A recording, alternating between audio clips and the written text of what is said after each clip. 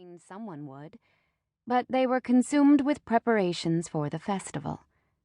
Sarika topped off each bottle in turn, never spilling a drop. Lotus dutifully capping and loading them into crates.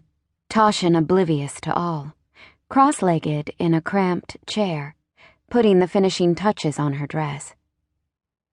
The bedroom was stifling, but I slid the door shut behind me anyway, wishing not for the first time that our doors had locks. Kneeling by the mattress, Lotus and Tosh and I shared. I felt for the hidden seam. Tiny invisible stitches only Toshin could make. Finding it, I pulled my knife from my belt and paused, listening again to be sure. Clinks and chatter from the kitchen. Then I sliced through the stitches and reached inside. I dug through the stuffing, years' worth of old, worn-out clothes, until I found it. The book. Even after all these years, the faded painting on the front made me catch my breath. I crawled across the mattress, brushing lint off the battered cover, and held the book up to the light of the window. There was the blonde girl standing in her shady grove, tossing a golden ball. In the distance, a castle was perched at the top of a hill, gleaming silver in the cheery sun. Earth's sun. But it wasn't the girl, with her simpering smile, that I cared about, or the magnificent castle. It was the trees. The girl was surrounded by 1,000 shades of green, and I swore I could feel them, cool and alive, and whispering. So far from anything I knew on this God-forsaken planet.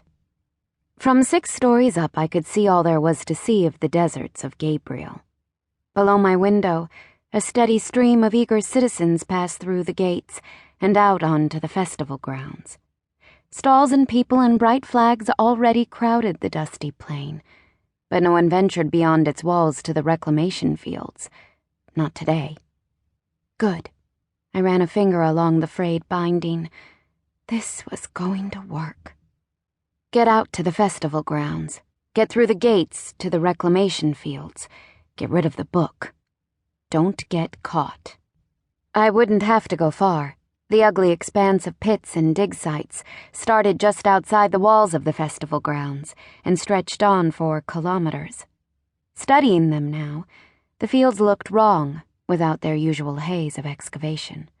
No scouts crawling in and out of tunnels, no finds being exhumed from the recesses of the planet's former colony, and beyond the fields, nothing but blue-gray dunes stretching out to bleak mountains, a long valley of nothing. So, what do you think, Leica? Toshin burst through the door. Ta-da!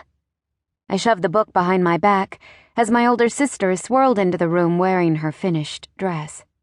She'd been obsessed for months, scrounging for fabric, her hands perennially stained with dye as she assembled her masterpiece. Oh, were you making a dress? I tried hard to keep my voice light and teasing, even as my heart panicked loudly in my ears. I hadn't noticed. She glared at me, and I blinked innocently, tacking on a too-sweet smile for good measure. I'll make my grand entrance again, and this time, I expect to find my loving sister in here.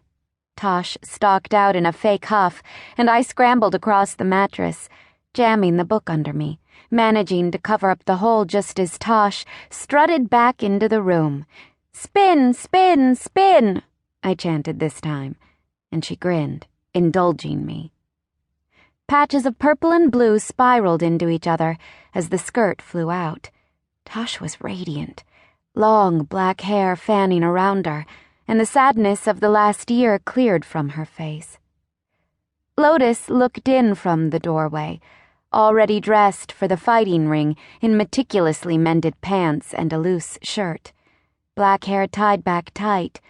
My younger sister added her voice to mine. "Spin, spin!"